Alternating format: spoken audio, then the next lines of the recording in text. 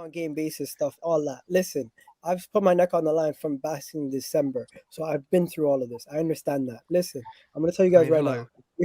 Yeah, same with you. Yeah, it's not if and buts and all that other stuff. I'm telling you guys right now, if we beat Leeds and they lose to Liverpool, it's gonna be so much pressure on them in the North London derby. I don't know if they're gonna be able to handle it. And when it comes to that North London derby, if we even get a point, at that point it's solidified. So right now, this Leeds game is the most important game, as we already said. And as Arsenal fans, we need to stop being so negative.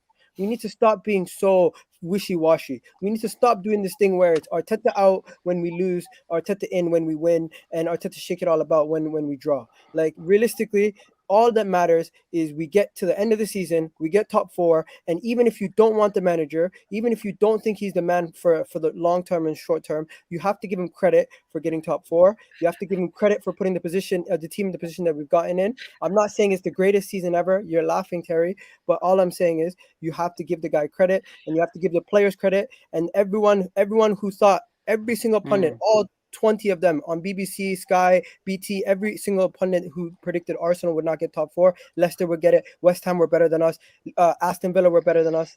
Just hold that. No, that's and the pundit that sits in Spain. And the pundit that sits in Spain.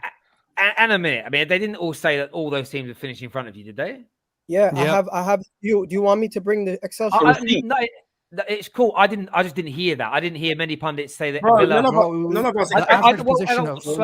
Slow down. I didn't hear many pundits say that Villa, West Ham, and Leicester would all finish in front of you. Yeah, that is exactly what happened. West Ham. Oh, really? Wow. At the beginning of the season, before we played West Ham the first time, I was on the football terrace, and you laughed at me when I said we're gonna wipe the floor with West Ham at home. Do you remember that? It wasn't so much laughing at you. It was the way you came across with these things. It was just so, and you did do very, very well indeed. But I also remember a few games after that, you calling Arteta to be sacked. So that's why I was laughing a few moments ago that you were sitting there and like, what I mean is you've really matured this year for me as a content creator, because everything you just said we can't do is literally what a gal was. Terry, brilliant. Harry, to be fair to me, you even questioned me when I was saying stuff like I questioned Arteta. You're like, why are you still giving him praise? If you want the manager out, why are you giving him praise? But that's because I'm about consistency. So we did this on the 12th man when you sat there and said we're excited about the young squad, we're excited about the future, what we're building, and the direction the club's going in. And then in the very next breath, you would say, I don't like all the people behind the scenes. And I'm like, that don't make sense, because if you don't like them, but you're loving everything they're building, what are you not trusting? That's where I challenge you. You want to know why, though, Terry? And I think that's a fair challenge. The reason why I feel like I can say that is because obviously I'm not blind to the deficiencies, and I'm not blind to the improvements. I'm seeing both of them, and I'm trying to weigh which one is better. I get that, but my point is this: if you're very excited about what's being built and what's going on, you can't have as much disdain as you make out. What I find with you, Gal, is that when it's going bad, like the way the club's run becomes a real issue for you. When it's going well, you're absolutely in love with it. And for me, it's a case of, I think it's about being a bit more balanced at all times with how the club's being run, not so much with the manager or players, because you do that game by game. And I think where football fans have got a two binary is one thing. Terry, everyone does that. Who does that? Everyone does that. When things are going bad, you bring up ownership, you bring up recruitment, you bring up deeper lining issues. But when things are going well, you give credit to everybody that's performing. Yeah, I mean, look, I loads of other people do it, and I challenge them as well. I mean, for me, I never let up on the Glazers, even when we're winning. Do you know what I mean? It's like, I'll say well done for everything they've done, but that's my point. Like, if I was saying the direction that Man United are going in, the way everything's amazing that we're doing, and we lose a game, and I go, oh, this club's run like crap.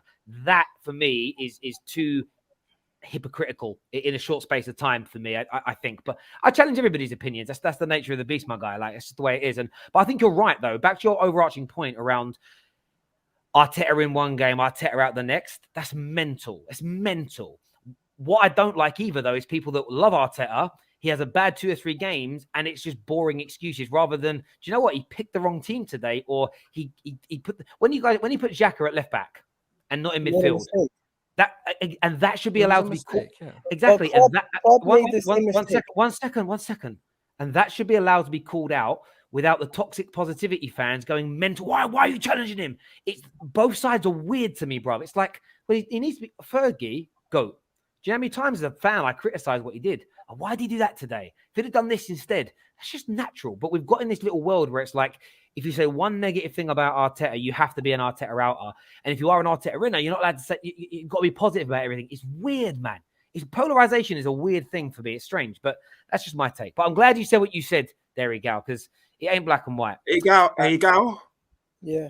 But bro, I don't flip flop. Even when we win games, I'm still Arteta. I don't flip flop like other people. I just stick to my opinions. Like I don't flip flop. Like Thomas, can I ask you a question? I still want a top class manager. I want a Mancini. I want Simeone. I want a Thomas, can I ask you a question? All right.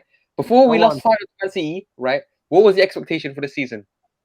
Bro, I didn't expect to get top 4. All right, then so Europa League. We've qualified for Europa League football, and you're still going after that, man. We've secured Europa League football. That was the expectation there at the beginning of the season. Bro, why change it? No one expected Leicester to be this bad. No one expected Tottenham to be. No. But you No, have to be consistent don't about it. What happened to consistency?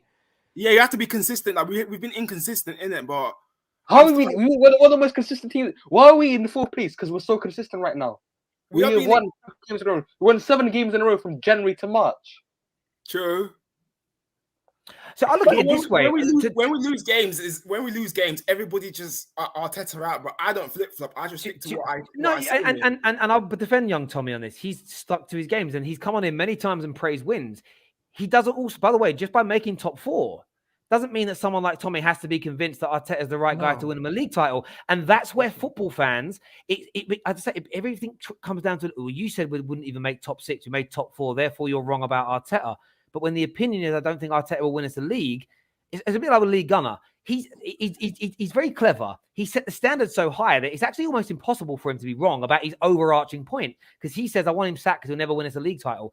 Until he wins you a league title, he's always right. He's right. Yeah, that's fine. That's what I'm saying about young Tommy. Tommy. It's like I think young Tommy will say well done to Arteta if he gets him into the top 4, but he still expects him to become better. I think that's normal. That's fine, and he's not good enough. I don't have an issue with him. He's not good enough to win us the league. He's not good enough to win us the league. He's not good enough. We need like an No, wait, Thomason, you're going about the squad he has right now. He hasn't got the tools to win us the league right now. Give him time, get the tools and the players. Then you can do. If you can spend 200 million in 2 years, he spends 200 million per window, and we have the squad to challenge for the title, and he comes 3rd or 4th. Then you're right to have that opinion. But as of right now, the squad is so far away. Give Ancelotti that squad. We'll be challenging. And Tom, this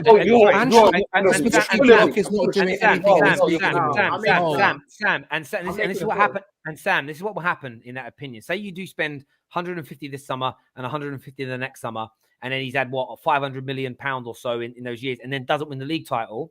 The Arteta outers will say, "See, you should listen to us. You should have sacked him 4 years ago." But that's the way opinions work, isn't it? Like it is what it is. What's wrong with celebrating a win and being positive about Arsenal? Nothing. Nothing. Nothing. Terry, let me just quickly say something. Look, I have no issue with any, like most of the Arteta outs. I've got actually no issue with, because most of them are thinking he's not won us anything. That's fine. Don't have an issue with that. Everyone has their opinion. You're allowed your opinion. Do you? That's not a problem. My problem is when there's intellectual discontinuity. So where you have the dissonance between your logic and facts that have been presented to you. So if you say to me at the beginning of the season that, like for example, one of these Twitter accounts said to me, "Oh, I'll bet you 500 quid if we finish top 6, I'll give 500 quid to charity," and then. Well, now we finished top 6. I haven't heard from him in the past 3 months. So my issue with people is when things go, and the same happens with me. When things go wrong for me, you know what? I'm gonna sit quiet. I'm not gonna take my shit, and it is what it is. But my issue with people is when the goal sticks move. When it's top 4, if you get top 4, then calm. If you're saying to me that to win a league title is what's going to take me to be with this manager, and you stick to that the entire time, I've got no issue with that. Do you? That's your opinion. My issue is when people make hurdles and then change the hurdles consistently. And in terms of like the other managers that you've mentioned, Simeone, Simeone is a good low block manager and he's done well in La Liga. But the issue is, would you want to have that kind of culture at the club right now? And I'm not sure about that right now. Ancelotti has been proven at Everton that he didn't do well in this league just last season.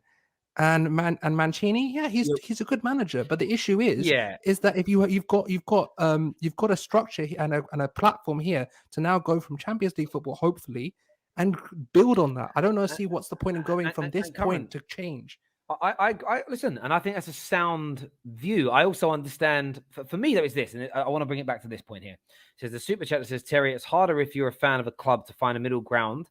Just like the Ollie situation, rival fans could see he weren't the one, but many United fans thought he was.